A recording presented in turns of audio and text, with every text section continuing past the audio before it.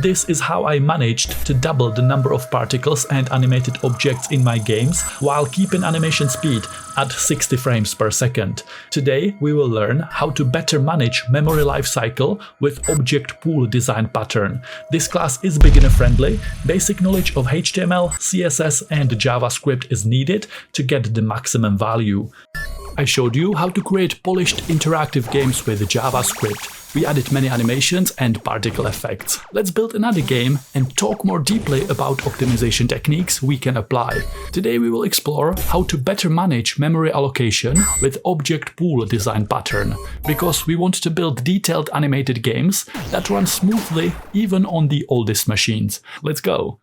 Object pool design pattern solves performance issues caused by memory allocation and garbage collection processes when we are quickly creating and discarding many objects. Let's say we have a game where we shoot many projectiles. Each projectile is an object that gets created when the player shoots, and it gets discarded when it collides with an enemy. When we create that projectile object using the new keyword, JavaScript has to search and find a place in memory for it.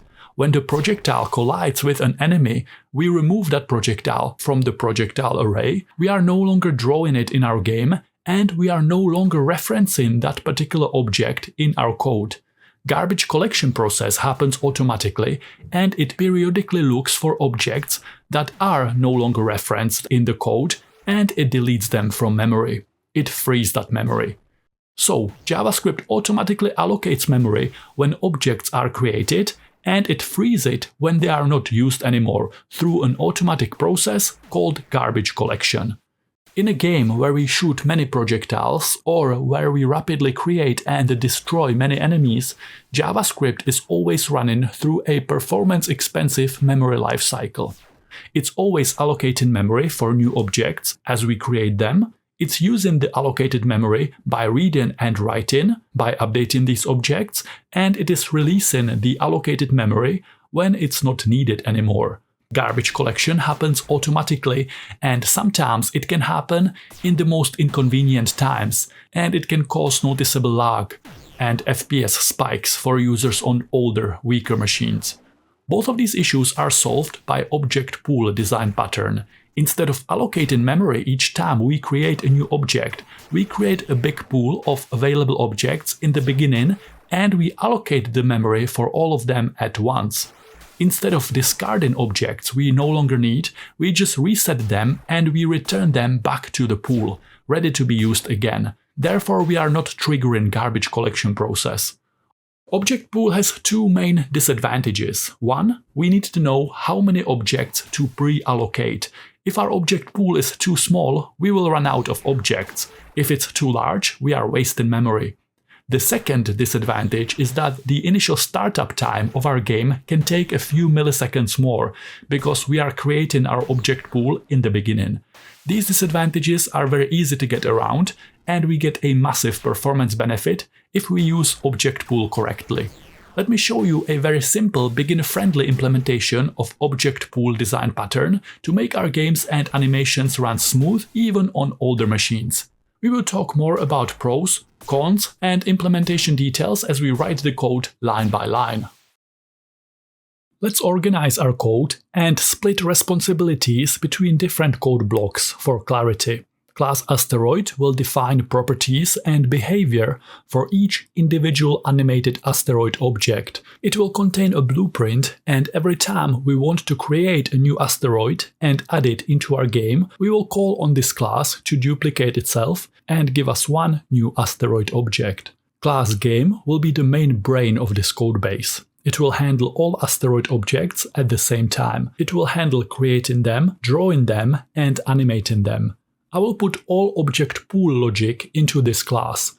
I could have also created another separate object pool class that would work as a wrapper to manage object pooling functionality, but I want to keep this codebase as simple as possible, so I will write a very simple implementation of object pool that demonstrates the main feature, where we create a pool of asteroids, we pull objects from the pool when we need them, and we return them back to the pool when we are done with them. I will also have animate function. It will be called over and over 60 times per second.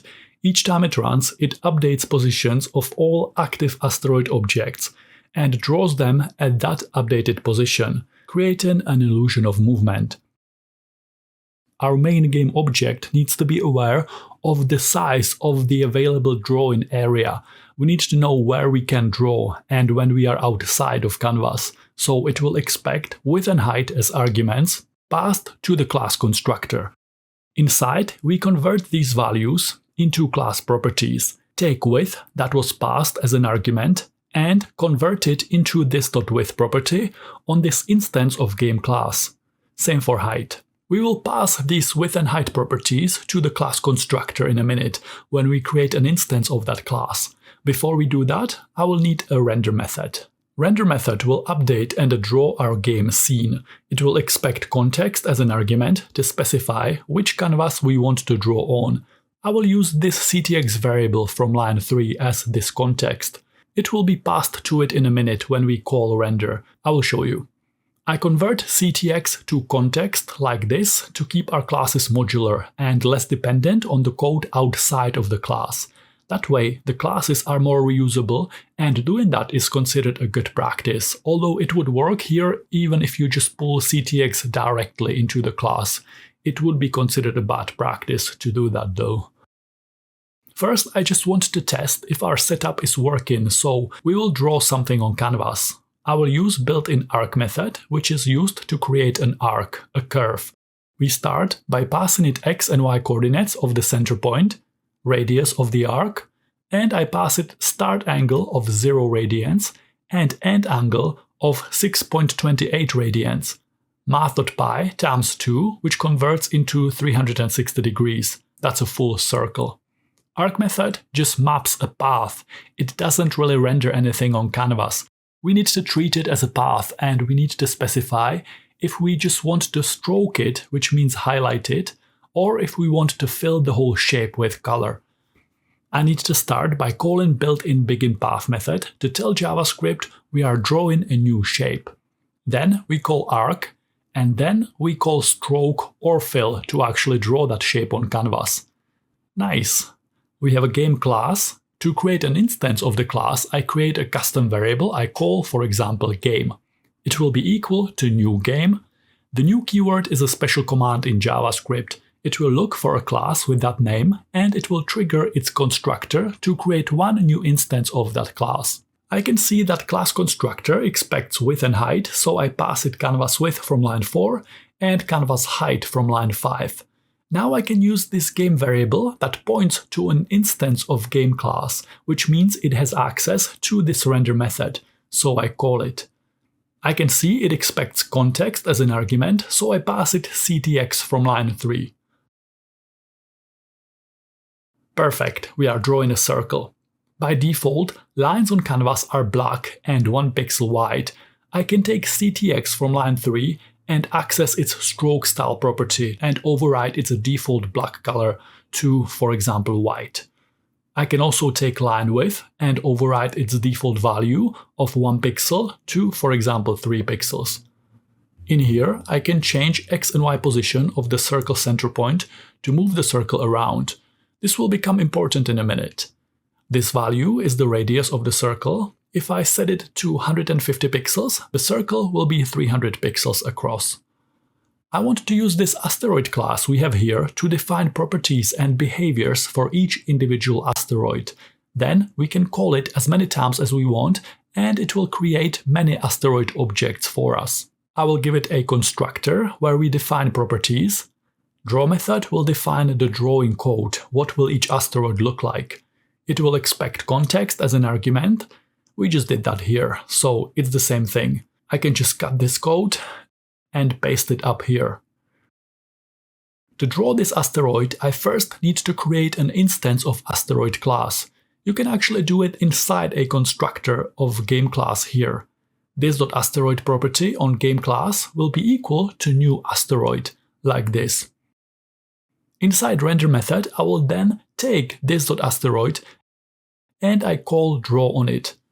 I can see on line 13 that it expects context as an argument, so I just pass it this context reference along. Radius 30 pixels, 40, These are all hard-coded values. Maybe I want them to be dynamic and randomized in some way for each asteroid object. I can give the asteroid class this.x property. Horizontal coordinate of each asteroid will be a random value between 0 and canvas width from line 4. I replace it here on line 15. Now, if I refresh my page, Asteroid is actually created on line 24 when we create an instance of game class, and its draw method is triggered, where its horizontal x position is randomized somewhere within canvas width. I can also do this for this.y, a random value between 0 and canvas height. I use that new value here. Again, as I said, it's not a good practice to pull variables directly into our classes from the outside because it makes the class too dependent on where it sits in our code, on its lexical environment. Here, I am pulling global variables canvas width and canvas height into my class. We want to avoid that. So how do we refactor this? We are passing these values to game class already and converting them to width and height properties on the main game object. So I would like to have access to these properties on the main game object from inside Asteroid class. When I create a new asteroid here, I will pass it a reference to this entire game class. Since we are inside that game class, I will use this keyword. Inside here, I will refer to it as game, for example, and I set it as this.game property on Asteroid class. Now we have this.game property pointing to the main game object, and from that reference we can see all methods and properties on the main game class. So now I can access this.width property from line 24 by saying this.game.width. And this.height from line 25 is accessed by saying this.game.height. That's better. On the main game class, I create a property called Asteroid Pool. At first, it will be an empty array. This will be my object pool that will hold all currently active and also the inactive asteroid objects. The main purpose of object pool design pattern is to structure our code in a way that instead of constantly creating new objects and discarding the old ones, we create a pool of objects and we reuse them. We take them from the pool when we need them, and instead of deleting them when we are done with them, we just reset them to their initial state and we return them back to the pool. This way, JavaScript just creates all the objects at once and it doesn't have to search through memory to find a place each time we want to create a new object. And also by reusing the objects rather than destroying them, we are not triggering garbage collection process where JavaScript automatically clears variables that are not referenced anywhere in our code. JavaScript automatically decides when to run garbage collection process, and it can coincide with other things happening in our game, creating FPS drops and lags, for example.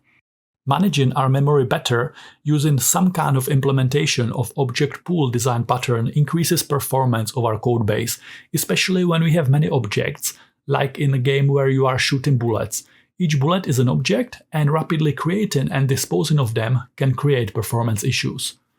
Reusable object pool should have a method to find and give us an available free object from the pool. It also should have a way to return it to the pool when we are done with it. I will handle all the logic I just described here on the main game class. There are many possible implementations. I tried to use the simplest possible version so that we can understand the main idea behind this technique. Once we are comfortable using object pool, we can talk about optimizations. For example, if you have a massive object pool, there are ways to look up free available objects faster. It can also be useful for us to be able to increase or decrease the size of the object pool when needed. There are ways to do all of that efficiently. Let's implement the basic simple object pool here. I have my object pool array here. It will hold all active and also inactive asteroid objects. I could also have another pool for bullets, for enemies, and so on, for anything that we need many instances of in our game and that we want to reuse to improve our game's performance. I will have a special method that will run just once and it will create asteroid pool for us. Inside, I will have a for loop that will run 10 times. Each time it runs, I take asteroid pool array and I push new asteroid object inside. I pass it this keyword as a reference to this entire game class to make sure we have access to methods and properties on the main game class from inside Asteroid objects. I can define the maximum number of objects in the pool as a class property here, and I use this.max here, like this. The maximum number is very important. We will need to make sure it's high enough that we always have an Asteroid object available in the pool when we need one, but at the same time we don't want to create too many because that would be wasting memory. This.max value can be dynamic. We could, for example, create a rule that if we use more than 80% of the pool, we double the size of the pool at once. We don't want to be adding new Asteroid objects one by one because JavaScript has to search for available location in memory to allocate that new object each time. If we create them in bulk, it's faster. We can also have a logic that if we are only using 20% of the pool, we can remove half of the objects. We reduce the size of the pool. I just want to show you a simple basic implementation now. We have a method called createAsteroidPool. Let's say that I know I don't want to draw more than 10 asteroids at a time, because the screen would be too overcrowded, so I set maximum to 10. After I create them, inside render method I call for each on asteroid pool array. And for each one of these 10 asteroid objects, I call their associated draw method. As we said before, class constructor runs when we create an instance of a class, and I can take advantage of that by putting any code in here that I want to run at that point. I want this method that creates Asteroid Pool to run automatically when we create an instance of game class using the new keyword. So I call it from inside the constructor here like this. Nice, an instance of game is created. This method is automatically triggered. It creates 10 asteroid objects, puts them inside asteroid pool array, and we cycle through that array and we draw them at their randomized x and y positions. So this is how we create an object pool. We know we will not be drawing all of them at the same time. We need a way to pull a free object from the pool and a way to return object back into the pool when we don't need it anymore. We only want to draw active asteroids, not all available asteroids like we are doing now. Before we implement this, let's use images to make it look a bit better. We already brought the asteroid image inside index.html and we hid it with CSS. On the asteroid class, I create a new property called this.image. It will point to that image element using its ID we gave it earlier, here. I want to set width and height of the image.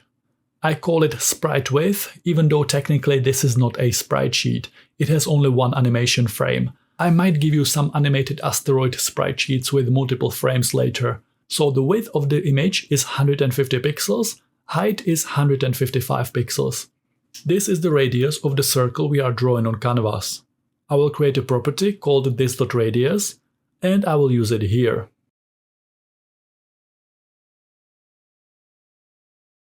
I want to have only 3 objects for now. Here we define the drawing code for each asteroid. This will determine what each asteroid looks like. I take context and I call built-in drawImage method. It expects at least 3 arguments: the image we want to draw, so this.image from line 15, and x and y coordinates where to draw it. We can also give it optional 4th argument to define width, and optional 5th argument to define height. Since I am giving you images at the right size, there is no need to resize them, but you can use these properties if you need to scale, stretch or squish your images, or something like this. I want to align these white circles and asteroid images. It is clear here that circles and images are drawn differently on canvas because I am passing them the same x and y coordinates. But with arc method, that means the center point of the circle, and the circle is then drawn around it. For rectangles and images on canvas, x and y coordinates define the top left corner, and image or rectangle is drawn going from there towards right down. I can just adjust the horizontal position where we draw the image by offsetting it by half of image width. Now the circles and images are centered horizontally. I also offset vertical y coordinate by half of image height. And now the images are centered over the circles. If I resize the radius of the circles, they will stay aligned. Nice! This code is run line by line from top to bottom, so whatever is defined first gets drawn first, and whatever comes after is drawn on top of it. I want to draw the white circles behind, and asteroid images will be drawn on top. Update method will be called over and over from inside the animation loop, and it will be updating positions of the asteroids, making them move around. I will define speed. For now, it will be 1 pixel per animation frame. We will increase horizontal X position by speed, so asteroids will move 1 pixel to the right per animation frame. To the right means in the positive direction on the horizontal X axis. Then, from inside render, we draw all asteroids and we call their update method to move them. They will just move by 1 pixel once. Render method is only called once here. We need to be calling render over and over to see any motion, so I'm gonna put it inside my animation loop. Then I call built-in requestAnimationFrame method and I pass it animate, the name of its parent function. Then I call animate to trigger the loop. We are animating and objects are leaving trails. These are old animation frames. If I want to see only the current animation frame, I have to delete old paint every time I update and redraw my scene. I can do it in here using built-in clear rectangle method. I want to clear the entire canvas from coordinates 0, 0 to coordinates canvas width, canvas height. We have animation. Before we talk about how to manage object pool, I want to have a way to trigger periodic events in our codebase. Let's say I want to add a new asteroid to our game or pull one asteroid from the object pool every 2 seconds. How do we do that? requestAnimationFrame method we are using here has 2 special features. Firstly, it automatically adjusts itself to screen refresh rate. For most of us, it will be 60 frames per second. If you have high refresh rate gaming screen, it will be faster for you. This is the main reason why using requestAnimationFrame is a good practice. If you used setInterval method instead, the frames would not be synchronized with screen refresh rate, and it's a waste of performance to update and draw frames that will not be displayed. The second special feature of requestAnimationFrame is that it automatically generates timestamps for us. The value of timestamp is simply the number of milliseconds that passed since the first loop was triggered, since the first requestAnimationFrame was called. We can use these auto-generated timestamp values to trigger periodic events in our codebase. This is a very important technique to understand if you are serious about web animation. I will need a variable that will keep track of the timestamp from the previous animation loop. I will call it last time. It needs to be a let variable because we will be reassigning it to a different value over and over. Inside animation loop, for every tick of animation, we will compare the new timestamp that was just generated with the timestamp from the previous animation loop. That difference is called delta time. The time it took our computer to generate new animation frame. The difference in milliseconds between timestamp from this animation loop and the timestamp from the previous animation loop. Where is this timestamp value coming from? Imagine it's being auto-generated and passed to animate here, like this. All we have to do is assign it a variable name here, and JavaScript will know we want that timestamp value that is being auto-generated by requestAnimationFrame. So for every animation frame, we calculate the difference between the current timestamp and the timestamp from the previous animation frame. Once we have that delta time value, we will reassign last time to the current timestamp so that it can be used in the next loop. Now I can use that delta time value anywhere around my codebase. I will need it inside render method, so I pass it here as the second argument. It's good to console log delta time just to check if our calculation is working. You can see that my delta time is around 16.6 milliseconds. 1000 milliseconds, 1 second, divided by 16.6 is around 60. My computer is serving around 60 frames per second. Do you have the same value or something else? Let me know in the comments. I would like to know how many people use high refresh rate screens. If there are a lot of you, I will show you how to adjust the code to run better on these fast screens. If I scroll up in the console to the very first entry, you can see that initially it returns none, not a number value, until eventually it starts calculating delta time correctly. This can potentially break our code depending on how we plan to use that delta time value. We are getting none at first because when animate runs the first loop, the timestamp is undefined and we are trying to calculate undefined minus 0, which gives us none. Then as soon as we call animate here using requestAnimationFrame, timestamps start being generated. To avoid that first initial none value, I will set the starting timestamp manually to 0 milliseconds, just for that first loop, before requestAnimationFrame starts auto-generating timestamps for us. Now we can see we are getting numeric values even in the first loop. Perfect. We are calculating delta time for every animation loop and we are passing it to render. Up here, I make sure render method expects that value, like this. I want to use this delta time value to periodically add Asteroid into the game. I will have a helper property called, for example, Asteroid timer. Initially, I set it to 0. One more helper property called Asteroid interval will be set to 1000 milliseconds. I want to add one new asteroid into the game every 1 second. Asteroid timer will count from 0 to 1000, accumulating delta time value of 16.6 milliseconds per animation frame. When time reaches 1000 milliseconds, it will add new asteroid and it will reset back to 0 and it will start counting again. How do we implement this in code? We have access to delta time here inside render, so here I will create asteroids periodically. I will actually pull them from the object pool and I will add them to the game periodically every 1 second. I say if asteroid timer is more than asteroid interval, we write some code to add a new asteroid and we reset timer back to 0 so that it can count again towards the next asteroid, towards the next periodically triggered event.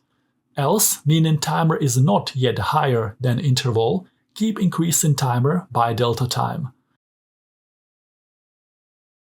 Here we want to run some code to add a new asteroid, but I actually don't want to create a new asteroid object. We already created all of the asteroids here. I just want to pull available asteroid objects from the object pool every 1 second. So how do we manage the object pool? Up here on the asteroid class, I create a property called this.free. Initially, I set it to true. This is important to remember. When free is true, it means this object is currently sitting unused in the object pool, ready to be used when we need it. If free is false, it means the object is currently in use and it's being drawn and animated in our game. So initially, all asteroid objects we create are free and available. We don't want to draw these free objects. They are just sitting in the pool. They are currently not playing any active role in the game. They are free and waiting to be used. I only want to draw asteroids that have this.free property set to false. Exclamation mark means false.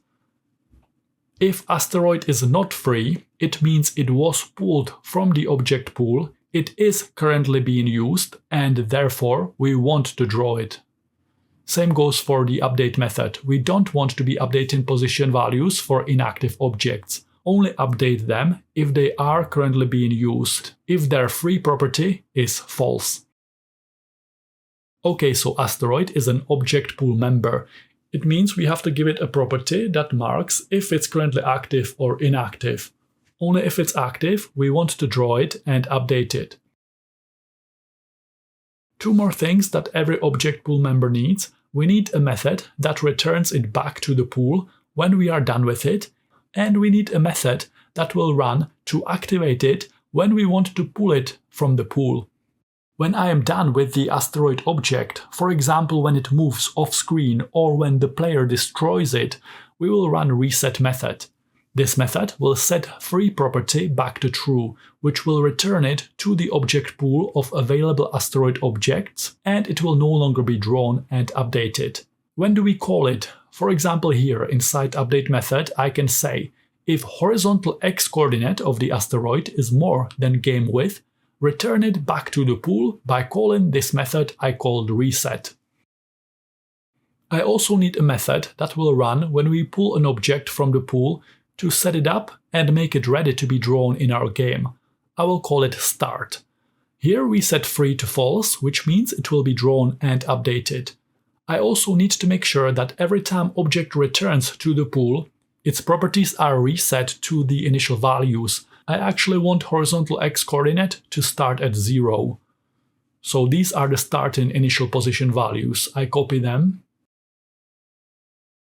We have a method that returns an object back to the pool when we are done with it, and a method that pulls available object from the pool. I need to make sure I reset the object to the initial values, but I think it doesn't matter if I do it when I'm returning it or when I'm taking it again. So I will reset it at this point. When we are taking an object from the pool, at that point we reset its values to default. Nice! So we create a pool of objects, we create them all at once for faster memory allocation.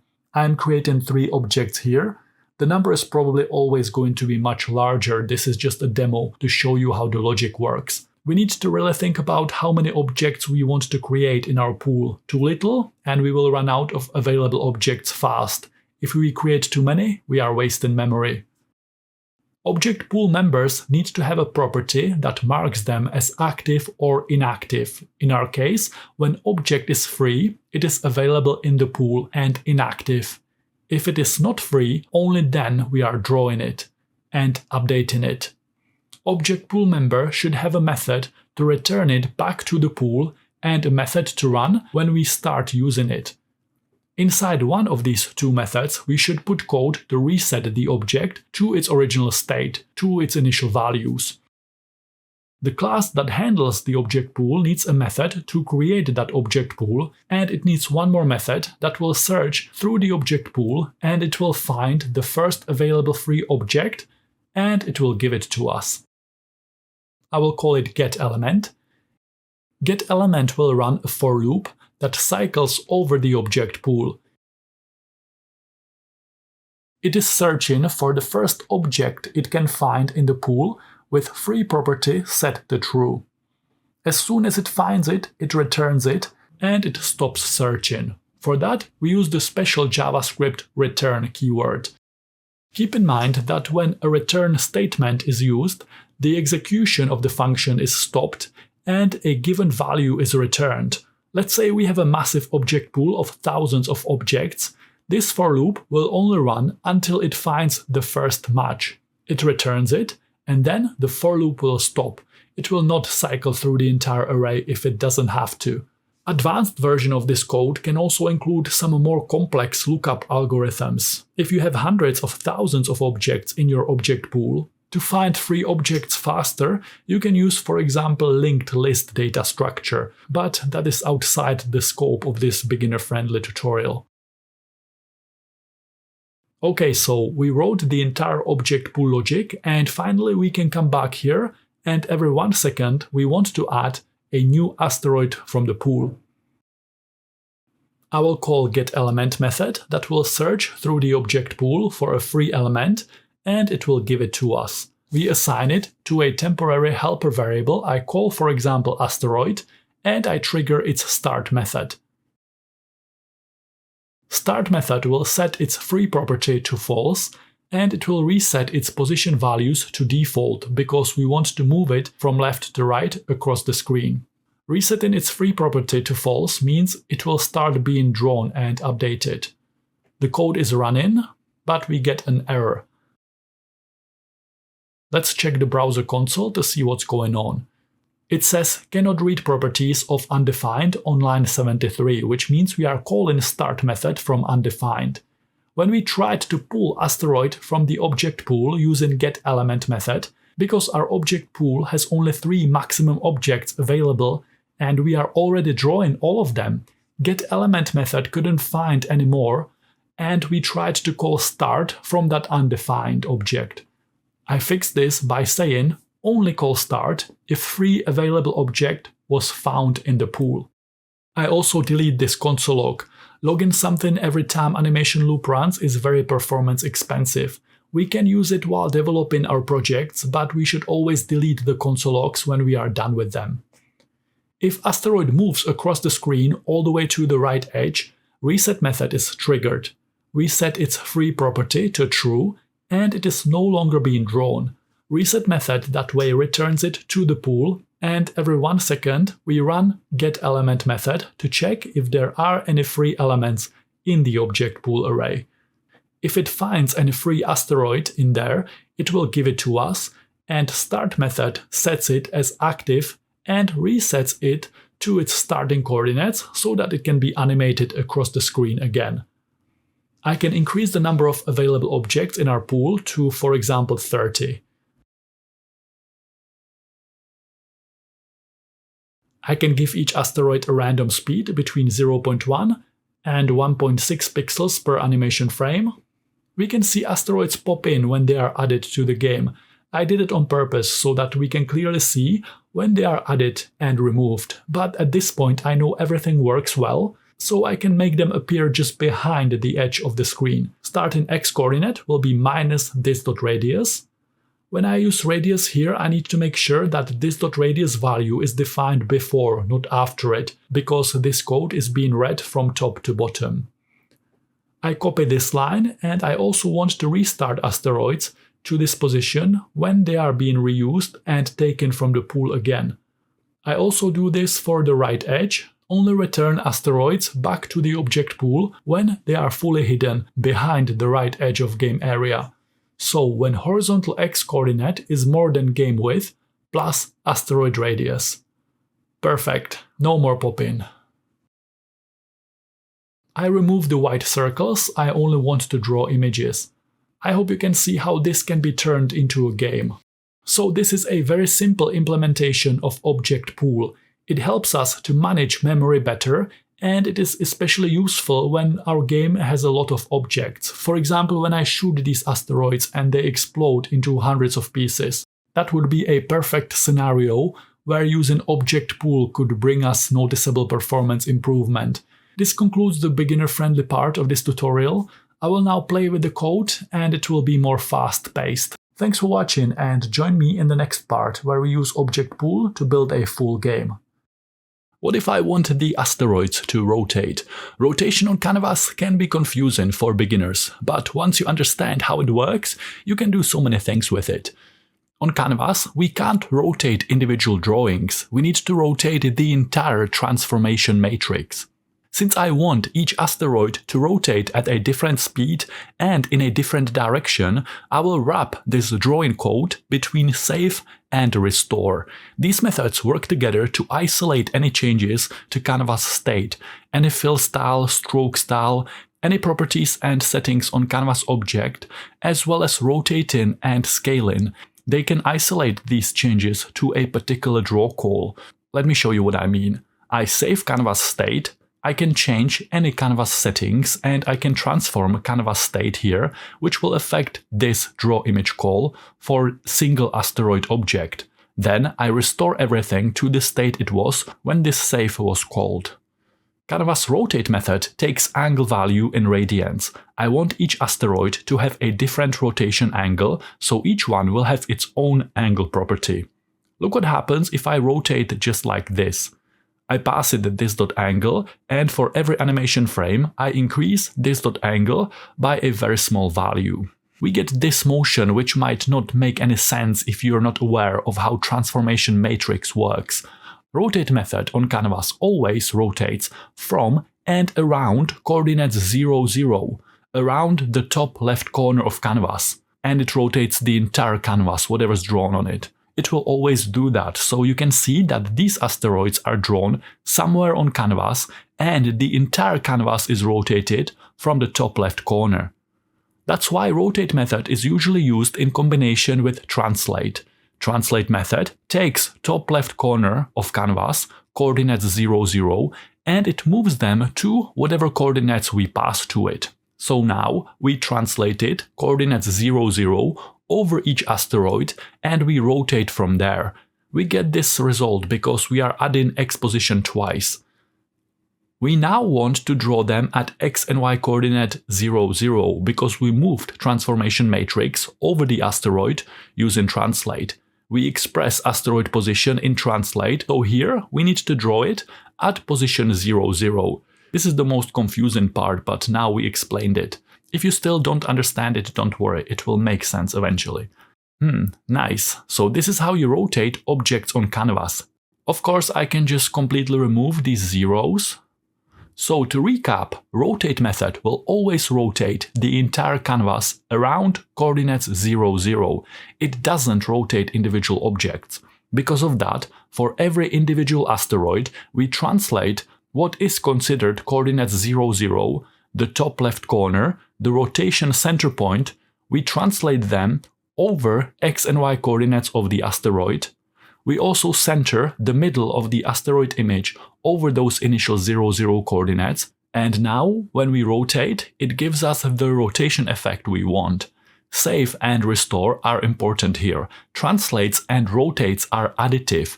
If you call them over and over, it adds up, so we need to reset back to the original saved state every time. Right now, I am increasing rotation angle of all asteroids by the same value. I can also define it here as VA, velocity of angle. It will be a random value between 0 and 0.2. And then we use that VA here.